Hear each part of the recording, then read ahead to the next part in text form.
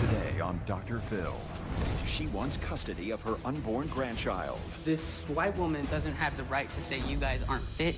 Is mom being protective? She's telling her mother that you're hitting her. I've never hit Kirsten. Why is she saying that if it's not true? Or controlling? Jaden is a waste of perfectly good breathing space. He just needs to go away. I'm scared of her. She's a terrifying woman. You are so fake. Let's do it. Have a good show, everybody. Here we go. This is a safe place to talk about hard things. Stand by. We'll count you down. I try to be an emotional compass and point you in the right direction. 5, 4. I am not giving up on you.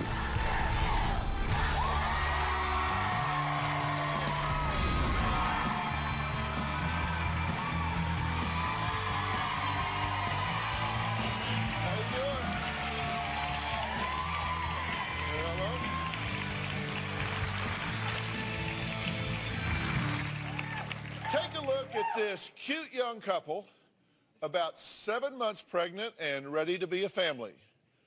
But my guest today, Karen, says her daughter's pregnancy is far more bitter than sweet. Karen says after her daughter, Kirsten, met Jaden, he's done nothing but use and abuse her. Karen is terrified for her daughter, but is even more terrified for her future granddaughter. She says she has every intention of getting custody of the baby immediately after she is born. But Kirsten and Jaden are adamant that they will not be handing over the newborn to Karen. I'm in the last trimester of my pregnancy, and my mom is pursuing custody of my unborn baby. My mom hates my fiancé, Jaden, because she thinks he's both mentally and physically abusive. She thinks he's lazy. He's going to be an unfit parent. I didn't want Kirsten to tell her mother about the baby because I knew she would come in and manipulate the situation and take the baby. You have to kick her out. It's the only way to keep our baby. My mom thinks that Jaden is a deadbeat and he's never going to be financially stable. She threatens me with taking my baby to keep me away from Jaden. She already hired a lawyer to make a deal with Kirsten to exile me out of my baby's life. I want her gone.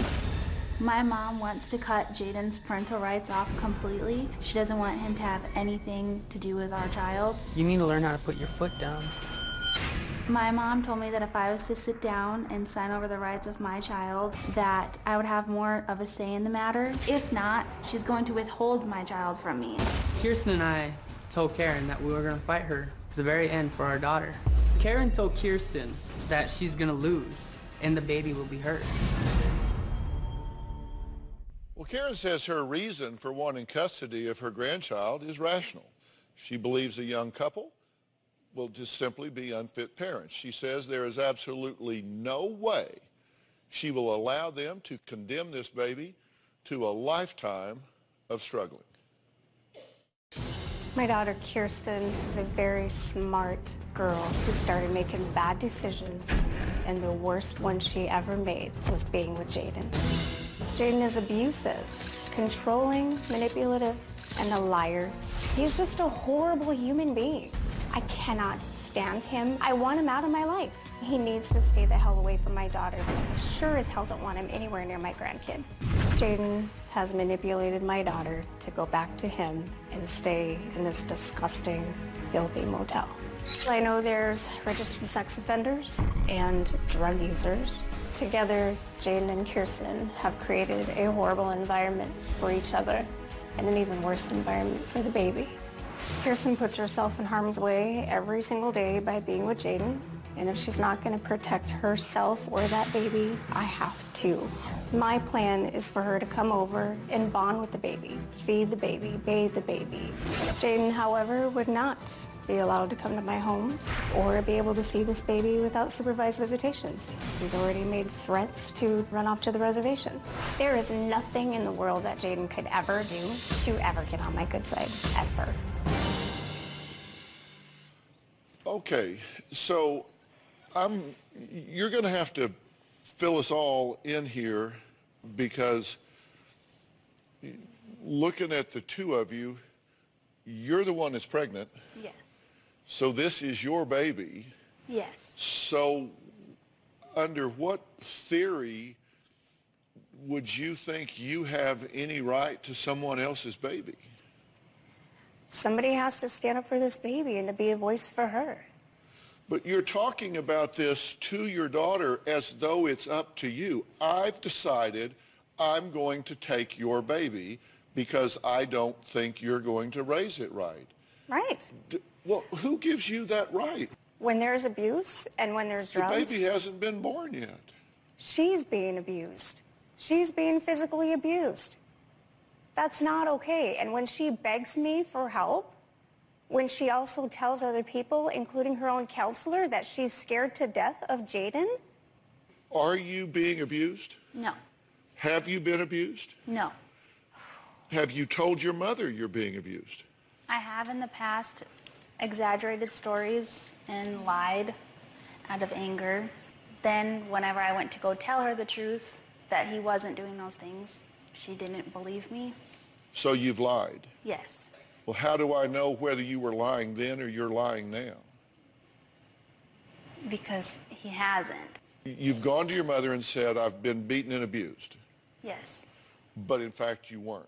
Yes. Okay. Have you told other people you were beaten and abused?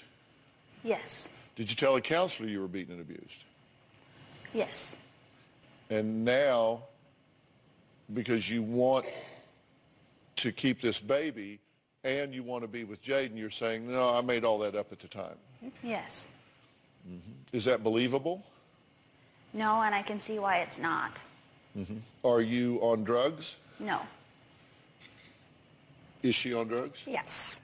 How do you know that? She's already admitted that she smoked pot. And what else? Kirsten is an opiate user and has been for years. Have you done opiates during your pregnancy? No. Is this baby subject to being born addicted to some type of drug? No, I have smoked marijuana, but I haven't done any of the opiates or any of that other stuff. Then why did you tell me you did? I didn't tell you I did. You're pregnant and you're smoking pot, and you've obviously been doing it your whole pregnancy. Correct? Yes? I'm worried. I'm worried about her, and you know this.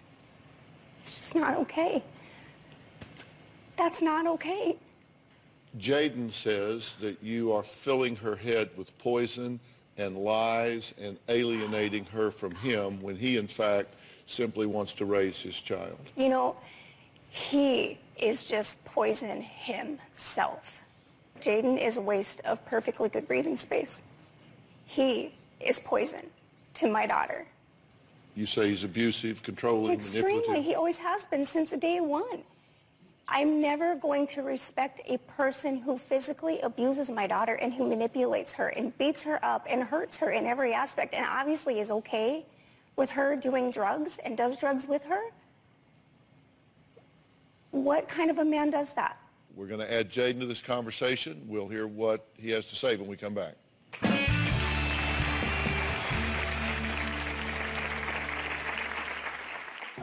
Karen lies about me all the time. Jaden has put cigarettes out on her face at least twice. And if she thinks she has proof, I would love to see it because I've never hit Kirsten. And later, Was that before or after you said all those horrible things about me in front of everyone? Because you're a horrible person. I'm going to say horrible things about you. She's a terrifying woman. And you just shut up because you don't know anything. Jaden is so controlling, he won't let her take a job unless they also hire him. One particular job Kirsten had, they said she did wonderful and she was a really hard worker, but she lost her job because of Jaden. Karen says Jaden is a manipulative, abusive waste of space and wants Kirsten to wake up and smell the roses. Now, Kirsten says she knows why her mother thinks Jaden is abusive, but says Karen just refuses to listen to the truth. Karen is mean, disrespectful, rude, inconsiderate. Karen lies about me all the time and she doesn't care if it's true or not. Jaden has put cigarettes out on her face at least twice. Staff members at a place where she used to live have seen it on camera. And if she thinks she has proof, I would love to see it because I've never hit Kirsten. Ever since she's entered my life, she's been a cancer. Karen's crazy. She's always filling Kirsten's head with lies about me. She's destructive and inhumanely evil. 95% of me thinks she will never change. I knew she was a snake. I knew she wanted my baby. Kirsten has told my husband and I so many times about the abuse and begged us to go and tell him to leave her alone. And I told him that if I ever found out that he laid another hand on my daughter, that I was going to put my hands on him. I will never see Karen as a mother-in-law at all. Okay, Jaden, I'm glad you are joining this conversation. You've been listening to everything so far, right? Yes. All right. There are some allegations on the floor that you have been abusive to Kirsten, which the logic follows that if you're abusive to her, Yes. that the child would be in danger. Yeah, True or false? very false.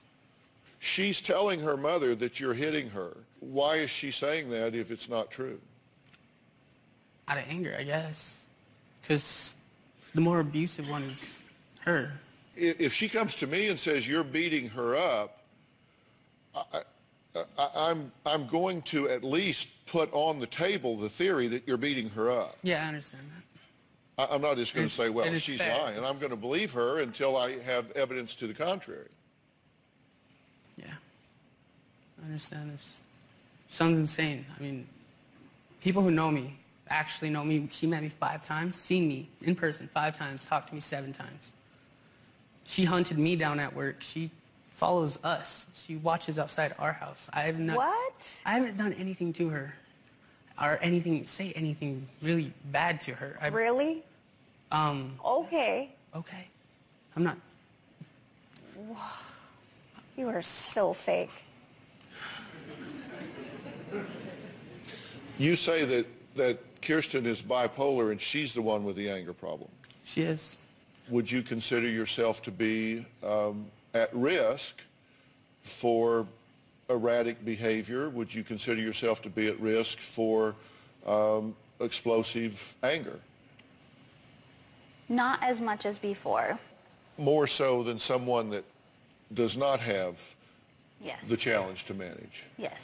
So if you had a baby and you were sleep deprived and the baby was crying and the baby was creating stress for you, could that create a perfect storm that could cause you to have explosive anger if you didn't have this regulated by the time you had the baby? That's why he's here, to help me. Parenting is often a partnership. Yes. So you have to examine whether you have an effective partner or not. You have a child, correct? Yes. And how are you doing on raising your current child? He's pretty much one of the best kids I've ever seen in my life. How often do you see the child? We just started last month, and it's been growing because me and the mother have differences. And the child is how old? 5. Because when we asked you about that, you said, I think his mother or grandmother has custody of. Well, the grandmother has custody. But you said, I think you don't know who has custody. No, of the grandmother does. I confirmed it. Since we talked to you? Yeah, I was. Because at the time we did the pre-interview with you, you said, I think the grandmother has custody. I had to call my mother about it and talk to her about it. You didn't know who had custody of your 5-year-old child? Not before then, no. You didn't know? No. So you're not financially stable enough to have custody of that child, but you're now going to have a second child? Yeah. It's going to be difficult. All right, well, Kirsten and Jaden say they have a plan to raise their daughter, and Karen needs to leave them alone. Well, I plan on asking them exactly what that plan is when we come back, and I'm going to share some information with them that I think might help them evaluate their own plan. We'll be right back.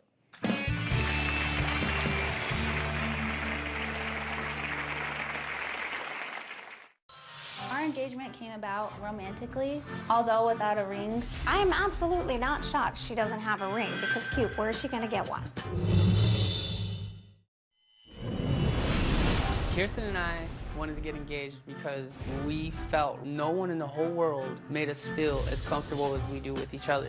And we want to grow old together. Show me the ring. Our engagement came about romantically, although without a ring. I am absolutely not shocked she doesn't have a ring because, puke, where is she going to get one? We were just sitting there talking one day. He asked me if I would marry him, and I said yes. I'm obviously shocked. I don't even know what to say to this right now. Kirsten asked me, when did I want to get married? I said, let's get married on the Dr. Phil show while we're in LA. Who better to acknowledge it than Dr. Phil?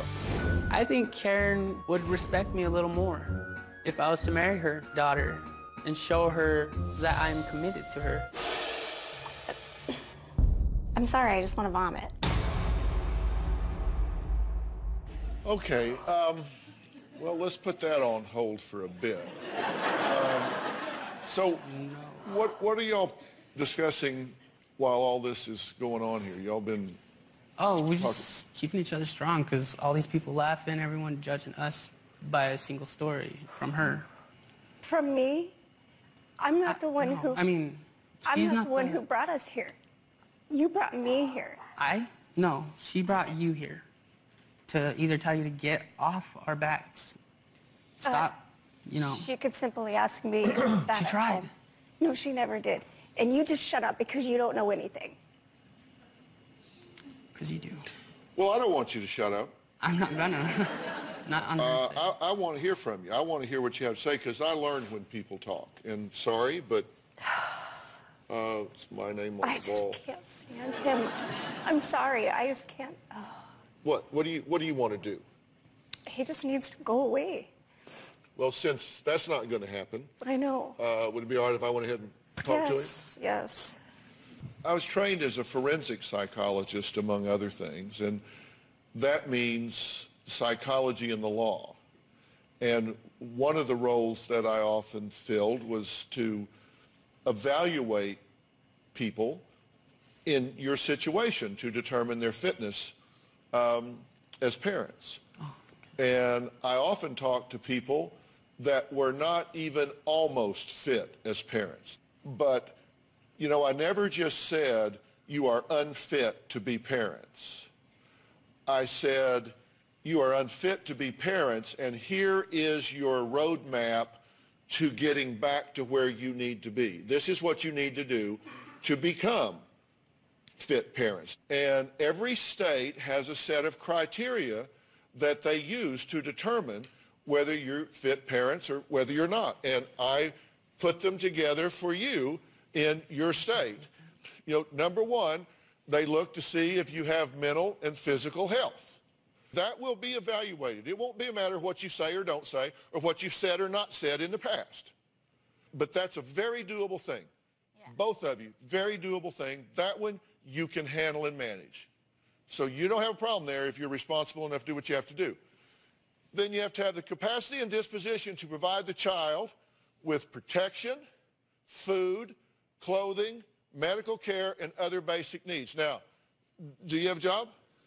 I'm getting one on my way back. I was supposed to actually go to an interview, but they stopped this because... But you don't have a job now? No, not right now. And how long has it been since you've had a job? A couple weeks, roofing. You don't have a job? No. So neither one of you have a job. You need to get a job. It doesn't matter to me. It matters to you. Because an evaluator is going to determine whether or not you're bringing home a regular paycheck to feed and clothe your baby. Don't kill the messenger. I'm just telling you, that's the yardstick they're going to measure you with. And ability to give the child love, affection, guidance, education, and impart the family's religion or creed. You guys can certainly do that. But you can't be in a situation where there's violence in the home. You can't have that, right? Yeah. Willingness to maturely encourage and provide frequent and meaningful contact between the child and the other parents. So if you got to make sure that you've got a family situation around this child, you got to prepare them for responsible adulthood And you've got to have exemplary modeling so the child witnesses firsthand what it means to be a good parent, a loving spouse, and a responsible citizen. And you can't do that if you're doing drugs. You can't do that if you're not working. You can't do that if you're not taking care of you don't have a stable living arrangement. Do y'all have a stable home now where you're living? No. It's the bad side of town. I did a street view. There are 80 registered sex offenders within a 1-mile radius of where you're currently staying.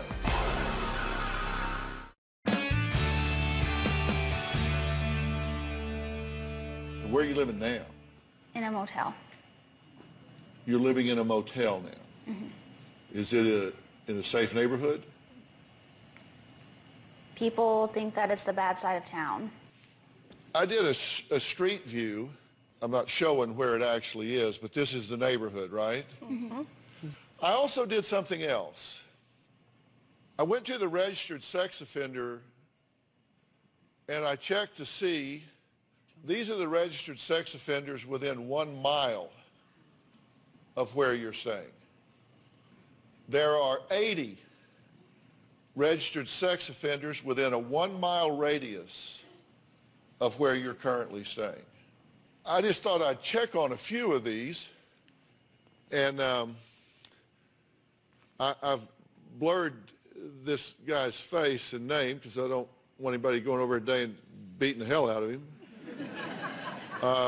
But he's convicted of felony sexual contact with a minor under 16, particularly sexual contact with 2 victims, 7-year-old females. We've checked another one, this one right here, sexual contact with 3 9-year-old females, federal abuse. Then we checked this one right down a block away, convicted of possession, manufacture, and distribution of child pornography. Victims were a 4-year-old girl and an 8-year-old girl. These were all within a block or two of where you're currently staying. So if that's where you're currently staying, I'm just telling you, if you're challenged on your fitness as a parent, that's not a good mark. These are things that all can be addressed and fixed. And what I'm saying is, if you want to be fit parents and you want to have a chance to raise this baby, you have to address those things that would exclude you as a parent.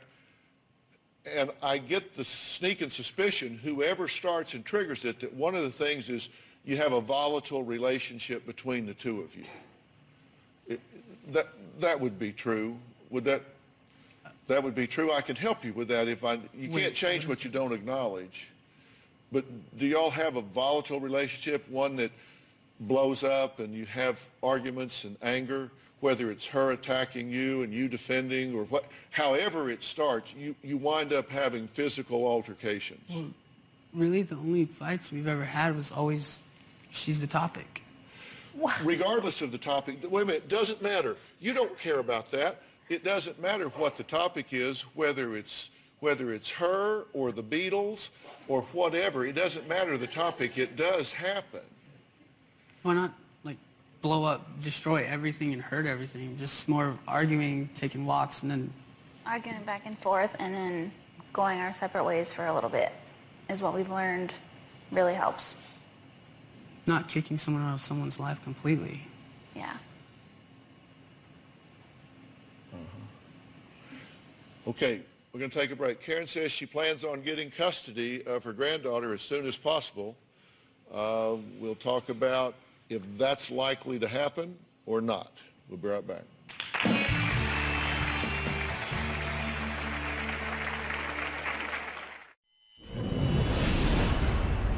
Karen has taught Kirsten nothing but negativity about the Native American culture. She thinks Native Americans sit on the reservation and do drugs and drink all day.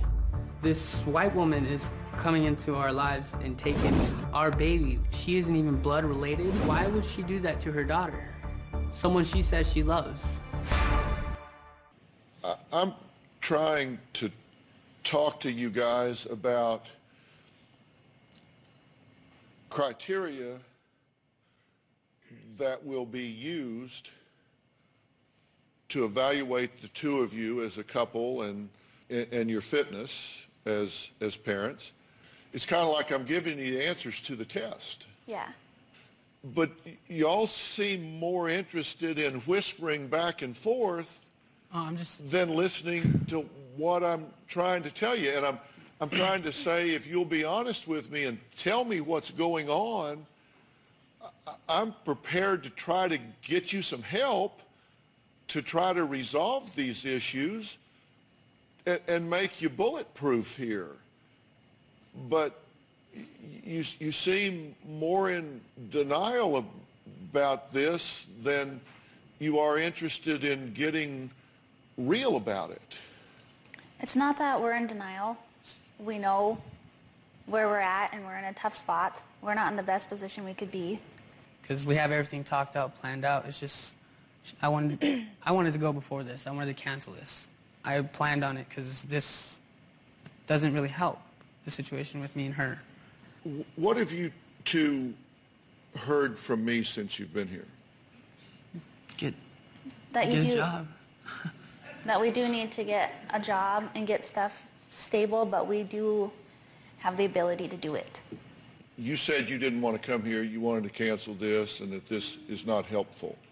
I don't think it is. This doesn't seem really, something we needed. And we're actually not even getting a chance to talk to her. She's still doing what she's doing when we're by ourselves with her. Mm-hmm. She's still crushing us and saying all this stuff. Mm-hmm. And what she makes us do and what lengths would actually have to go to. Because when you're mad and going and banging on someone's door. Making the little girl cry. You made her cry. Whose door did I bang on? Mine. You did. Who? The night that you... His motel room that he wasn't even there at?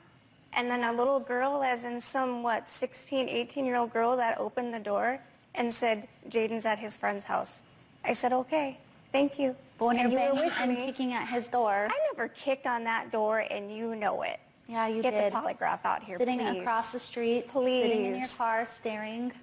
Well, anyway. You were with me, because remember you wanted to get dropped off. Because you were making the decision to move out yet again to go live with him. And then you changed your mind, remember? Because you said, no, I don't want this life. Remember? Was that before or after you said all those horrible things about me in front of everyone? Because you're a horrible person. I'm going to say horrible things about you. Only the truth. You don't even know me. You really don't. What I do know is nothing but bad stuff. What kind of person do you have watching us to tell us We don't have anybody watching you. Boy, please. Well, then how come you always say you're being watched? I have people watching you. It's like... I don't have anyone watching Then why do you say it? Kirsten, when you're walking down the street at 3 o'clock in the morning, and I have friends who actually work, go on a job site and say, why is your daughter out walking the streets at 3 o'clock in the morning? What do I have to say about that? Why are you out walking the streets at 3 o'clock in the morning, crying? We're both Native American. Pretty much that's her coming down to the reservation, seeing a pregnant Native woman and saying, I want your baby.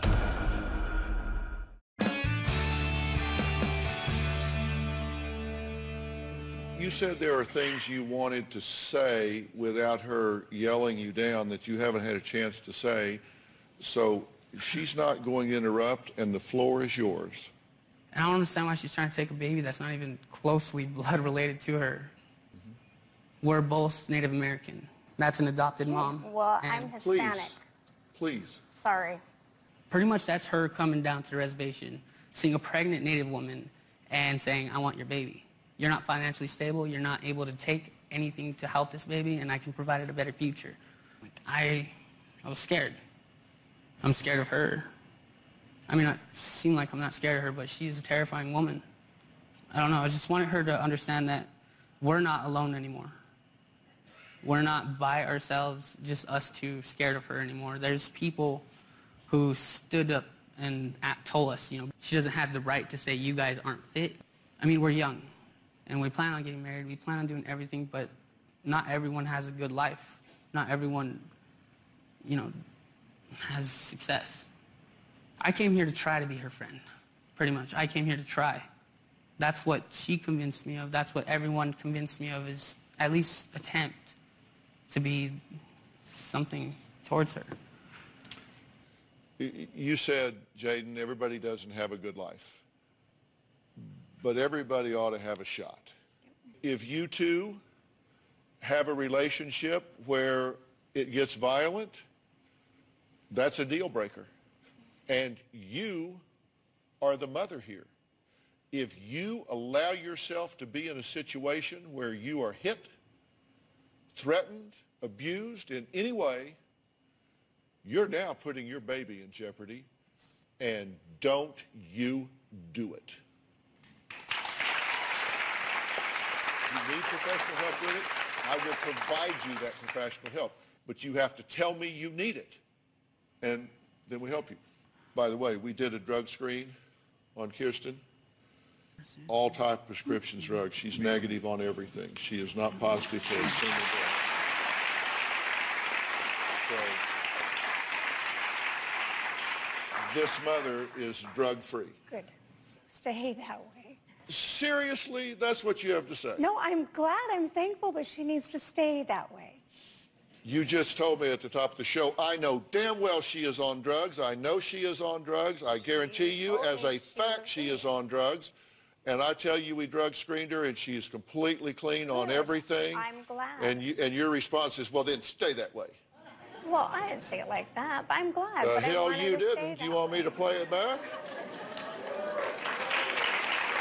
Give her the credit for what she does right. I do. Okay. All right. I'm very glad you're drug-free. Yes.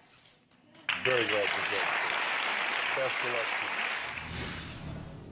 And apparently, it's really good to get old, so we thought we'd play our own little numbers game. Can anyone guess Carrie's age? Carrie is really, drum roll please.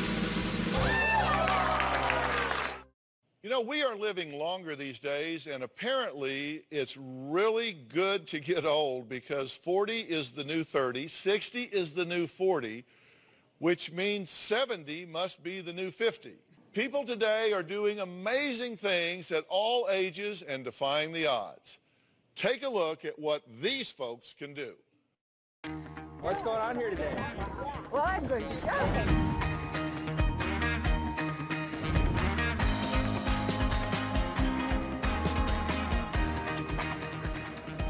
Try to move every muscle every day, so let's get down and do some push-ups. Anything the young can do, the old can do better.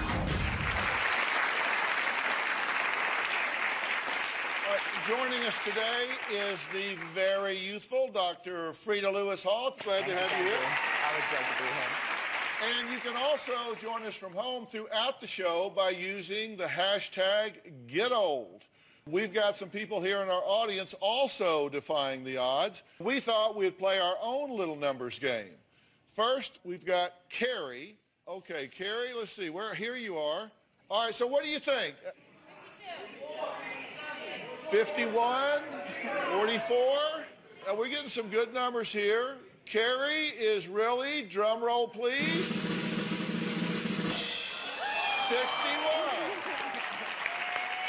All right. Wow. You look great. Sit down. Thank you. All right, now let's take a look at Edna.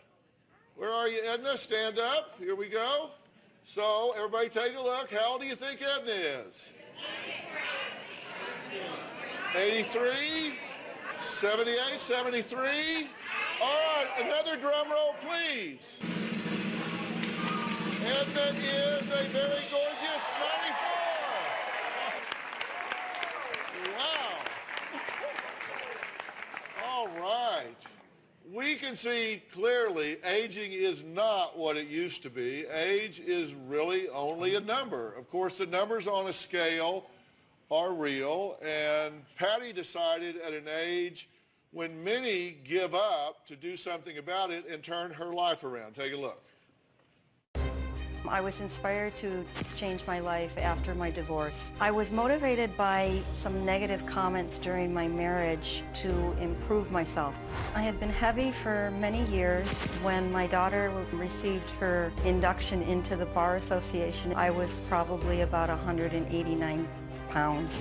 And seeing that picture with my daughter, I was just devastated. It was a big wake-up call. I lost the weight.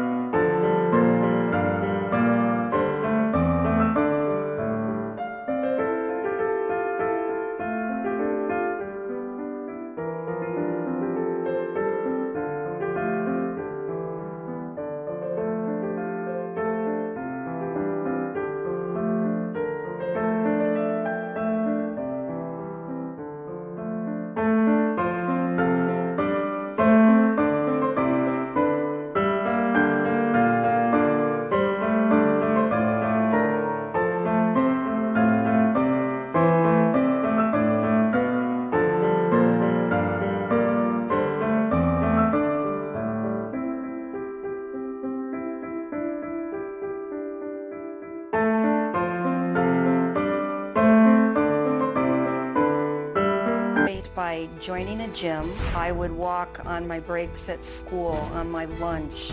I've lost a total of 60 pounds. I feel better about myself. People will comment that I look more like their sister than their mother. I think they're annoyed. I believe it's very important to maintain your health and maintain a healthy lifestyle to keep you looking as young as you can for as long as you can. Great attitude. Now, about 7 years ago, you went through quite a transformation, right? I did. Well, in 2004, I saw that picture that had been taken of her at the bar induction. I was just mortified, and I thought, this girl must be just so embarrassed. The man who is now my son-in-law, he had called me, and he said, I'd like your permission to marry Julie, and I want your blessing before. And I said, and how many years are you planning before this wedding takes place? And he said about 2.5. So I thought, oh my God, I've got to do something. Yeah, well, first of all, let me congratulate Patty for taking this kind of life challenge and turning it into a life opportunity. That is so important. You also said something really important I want to key into, and that is a lot of people think of aging as something that happens outside and that they want to control. I tell people, you know, nobody's ever died of wrinkles. So a part of healthy aging really has to do with what goes on in the inside, and Patty and I have talked about the postmenopausal years, I don't mean to be a downer, are actually years that bring high risk for certain illnesses, for osteoporosis, for diabetes, and for heart disease. Heart disease is the #1 killer of women over the age of 40. You want to remember the things on the inside that you can't see as well, maintaining a healthy blood pressure, checking on blood glucose, making sure that you're checking on your bone health. So it's important to look for screening program for yourself to check on cancers, for example, colon, cervical, and breast cancer. Let's say that I'm around the new 40. Okay. And so my doctor and I sit, and based on my age and my risk, we put a plan together of the screenings I should have in the course of a year. Well, you've got a pretty healthy role model for aging in your life. That I do. My daddy just turned 97 years old. 97. There he is. 97. This was taken just last week. And here's how he's my inspiration. He's my inspiration in a lot of ways, but from an aging perspective, I look at him and say, if this has to last me 37 more years, I better up my game a little bit, right? So, you know, how do you do that? And Patty told us how to do it. You know, it's a little bit at a time. Make a plan and then work the plan. Now, Frida, didn't your dad also just get married at 90? He did. 2 days before his 90th birthday. And, you know, He's proof that you can find love at any age. And in fact, he's not alone in those views. A recent survey that was conducted by Pfizer found that 81% of people over the age of 65 thought that you were never too old to get married. And you know, it's a new age for aging. Pfizer has a program called Get Old, and it's really intended to help people think differently about aging. And you can go on to getold.com, or you can join the Get Old Facebook and Twitter account, and you can learn more about how to make choices for a healthier life and to try and develop some new perspectives and ideas about what it means to get old. Well, look, Frida and I get together all the time, and we want to hear from you. So use hashtag GetOld on Facebook and Twitter to send us your thoughts and questions about getting old. I want to thank all of my guests today, especially Dr. Frida Lewis Hall. We'll see you next time. So good to meet you.